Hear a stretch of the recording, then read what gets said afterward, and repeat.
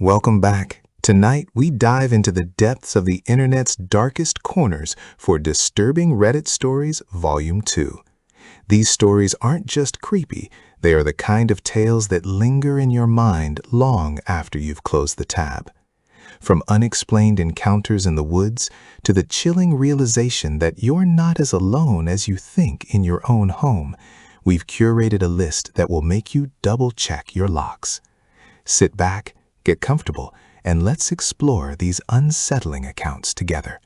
Remember, some of these might be hard to hear, but they are all allegedly true. Let's get started with our first entry, which takes place in an old industrial factory. Our first story comes from a user who worked as a late-night security guard in an old, sprawling industrial complex. For the first few months, it was just the usual: creaky pipes, the hum of the HVAC, and the occasional stray cat. But then, things began to shift. It started with small things, like a heavy door being found propped open when it was definitely locked 10 minutes prior. He describes the feeling of being watched, not by a camera, but by something just out of his line of sight. One night, while doing his rounds in the basement level, he noticed a faint trail of muddy footprints leading directly into a solid brick wall. The guard followed the footprints, thinking it was a prank or a squatter. As he reached the wall, he realized it wasn't a solid brick surface, but a cleverly disguised surface hatch he'd never noticed before. Against his better judgment, he opened it. Inside, he found a small, cramped room lit by a single flickering bulb. It wasn't empty. There was a makeshift bed, several Polaroid photos pinned to the walls, all of him, taken from different angles during his shifts over the past month. The realization hit him like a physical blow. Someone had been living in the walls, documenting his every move while he thought he was alone in the building. Panic set in. He heard a low, rhythmic scratching sound coming from the ductwork above his head. He didn't wait to see who or what was there. He bolted for the stairs, the sound of heavy boots echoing behind him, seemingly gaining ground. He made it to the main lobby and called the police from his personal cell, refusing to look back. Simply said, "I'll see you at your next job." He quit the next morning and hasn't worked security since.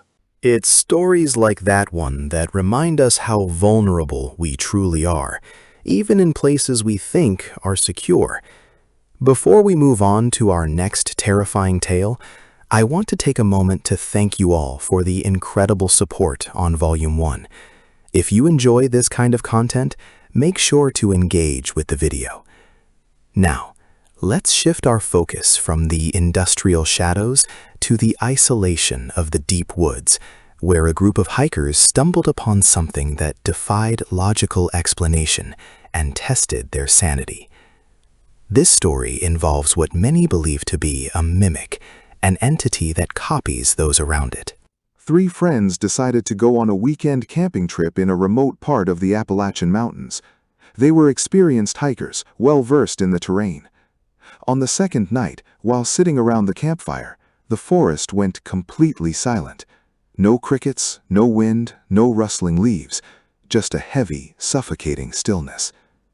Then they heard it, a voice coming from the darkness, calling one of their names. It sounded exactly like their friend Mark, who was sitting right there with them. Mark went pale, whispering to the others that he hadn't said a word, and his mouth hadn't even moved.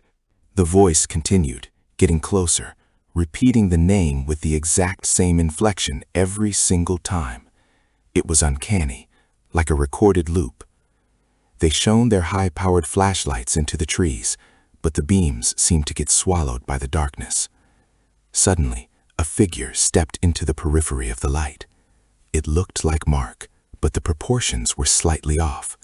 The arms were too long, the neck too thin, and the face was a static, unmoving mask of a smile.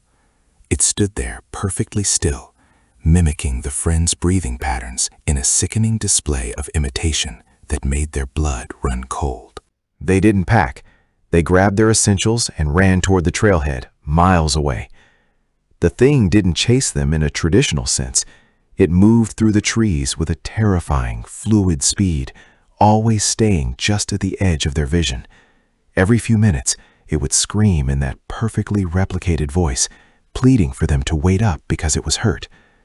They reached their car at dawn, hands shaking as they fumbled with the keys. As they drove away, they looked back to see 3 identical figures standing on the road, all waving in perfect unison as the sun began to rise. Our final story involves a young woman who moved into a cheap apartment in an old Victorian house. She loved the vintage charm, but the basement was off limits, locked by the landlord with a heavy padlock and chains. Every night at exactly 3:14 a.m., she would hear the sound of a piano playing from beneath the floorboards. It was a beautiful, melancholy melody she didn't recognize. When she asked the landlord, he claimed the basement was empty and that the pipes just made noise. But the music was too clear, too intentional to be plumbing.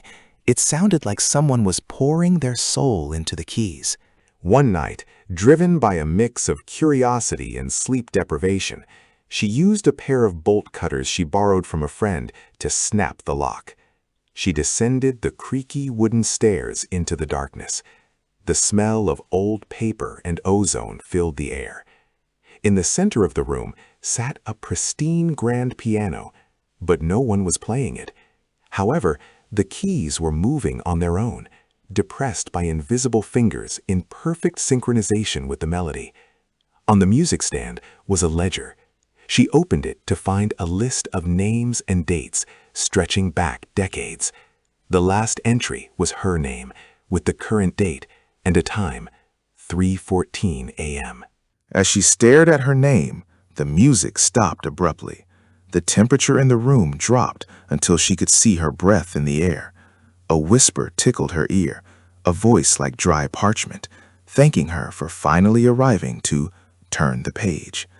She felt a cold hand brush against her shoulder, though no one was there. She scrambled back up the stairs, locking the basement door with the new chain she'd brought, though she knew deep down it wouldn't help. She spent the rest of the night in a hotel. When she returned with movers the next day, the ledger was gone, and the piano was covered in a thick layer of dust. These stories remind us that the world is much stranger and more dangerous than we often care to admit. Whether it's a stranger in the walls, a mimic in the woods, or a haunted melody in the basement, the unknown is always lurking. I hope these stories gave you the chills you were looking for tonight. Don't forget to like and subscribe for more updates.